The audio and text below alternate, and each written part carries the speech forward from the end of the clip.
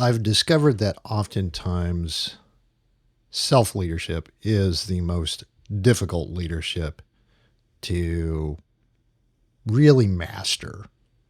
And I'm saying this because I was taking some time to reflect. And one of the things that came to mind was probably the second or the third time that I got fired growing up, working different jobs. And it was the job that I had near the end of high school, working as a bank teller of all things, at the one of the community banks where I grew up in Visalia, California. And it was really tough because they terminated me not based on any specific performance issue or challenge that I brought to the table. They terminated me for good reason. I had not paid attention to the details. I hadn't paid attention to the way that the deposits were being made. And so I had two different businesses at two different times make claims that they were owed money because their deposit stated a certain thing. And I had not checked thoroughly what those deposit slips were, how they were outlined and laid out. And this is way back in the day when we had, paper checks and paper deposit slips. And so, it was really kind of a gut-wrenching experience. But in the meanwhile, I also recognized that was a bit of a problem for me, which was one of the reasons why I joined the military, because I understood that the military, in a lot of ways, was all about attention to detail, specifically the Navy, because operating ships on the high seas requires that you be able to master the small things in order to be able to deal with the larger things that emerge in those environments. And, for me, it goes even further because I went into the submarine force, and the submarine force is all about drill and practice. There are volumes of standard operating procedures. There are volumes of technical manuals. There is so much documentation for how to operate a submarine that if you don't learn how to pay attention to the details, you're not going to last very long in the submarine force. And I'm saying this from fast attack operations to strategic ballistic missile operations. And I saw both sides of that. In addition, a smaller ecosystem within the fast attack community, which also now applies to guided missile submarines, of special operations support as a platform. So while it was unfortunate that I screwed up those deposits at the bank, it did highlight a deficiency that I understood inherently I wasn't good at. And that gets me to this point of self-leadership, which is oftentimes just having a degree of awareness around the things that you're really great at versus the things that you're not great at enables you to be able to say, look, I need your assistance over here because this is not where my focus is. This is just not my thing.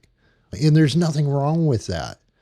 And I think that as a leader, when you are on this path in growing these capabilities, having this self-awareness, this emotional intelligence, whatever you want to call it, is a critical thing.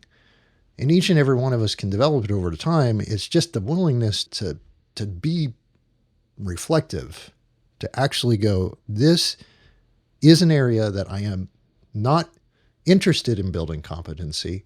Instead, I will choose to leverage and use someone else's competency so that I can focus on the things that I'm really great at. There's a number of wonderful books that have been written about this. And of course, we have personality inventories. There's a lot of tools that can help you and I become better at self-leadership, to offload those things that we have no interest in, to offload those things that we have no aptitude for, to offload those things that we just don't aspire to in the process of becoming better leaders. And so it's not a knock when you or I say, hey, this is not the deal that I signed up for as a leader.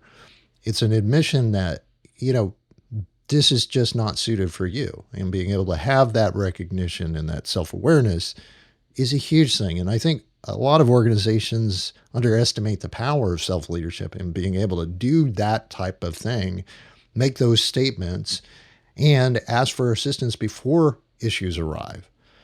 It's almost antithetical, I suppose, in my mind at this point, to have somebody in a position where they're not willing to acknowledge that, hey, this, there's a balance. And our CEO at Improving, Curtis Hyde, even defined it as, there are people leaders, there are administrative leaders, there are technical leaders in our space.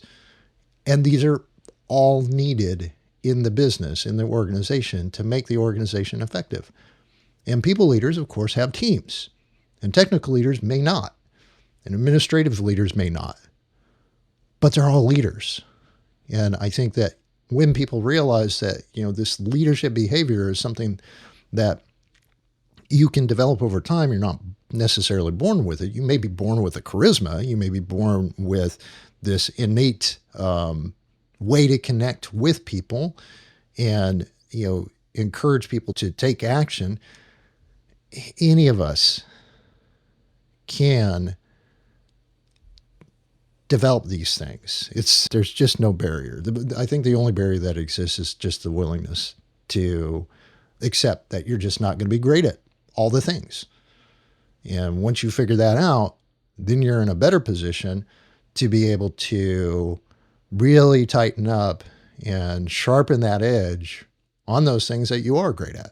And then, of course, ask for the assistance and bring people alongside you that ultimately complement your strengths and cover those areas that you're not strong in. I don't want to even say weaknesses. It's just that you're not strong in those areas. So that is this episode's life lesson learned. Mastering self-leadership and understanding when to call in for the assistance for the areas that you just don't demonstrate the aptitude in. So there you go. Another life lesson learned in the box, brought to you by Tim Unscripted.